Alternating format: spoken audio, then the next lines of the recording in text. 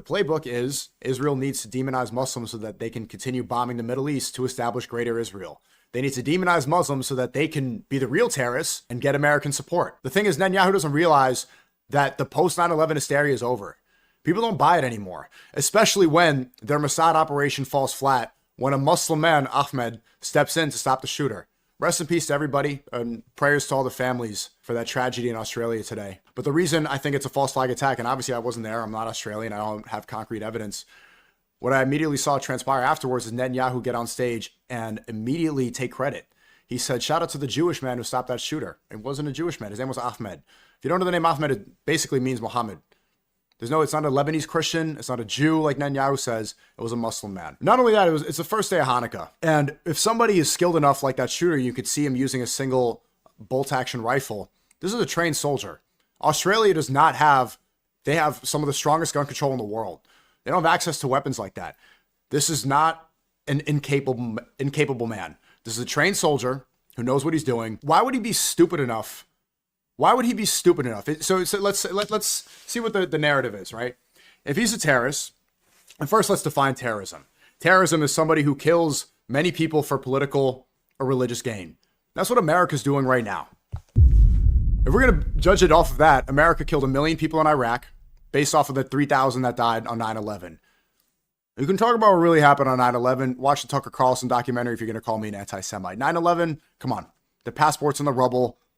The war that was justified afterwards, the weapons of mass destruction that were never found. If we're going to say that terrorism is for religious or political gain, which is the actual definition, then America's the biggest terrorist in the world.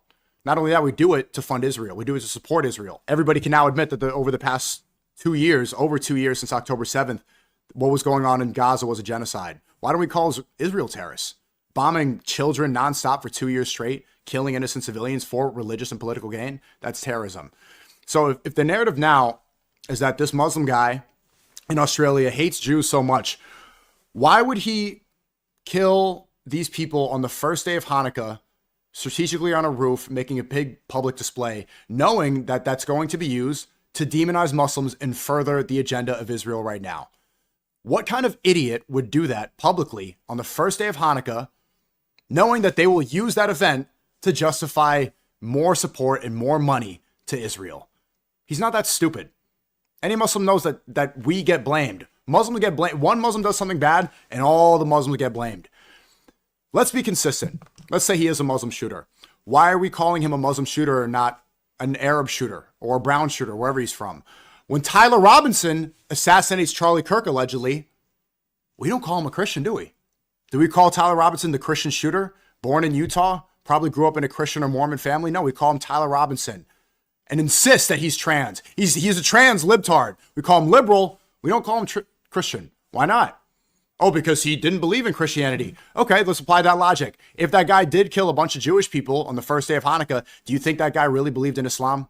Do you think that he was a good practicing Muslim? In fact, he was probably worse at practicing it, obviously worse at Islam than Tyler Robinson was at Christianity.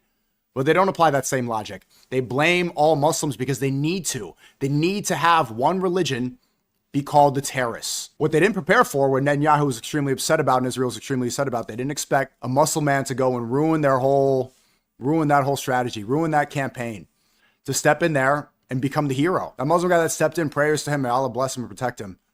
May God reward him in heaven when he does go. He's still alive for performing that heroic act, because that immediately outshined the rest of the narrative that they're trying to run with.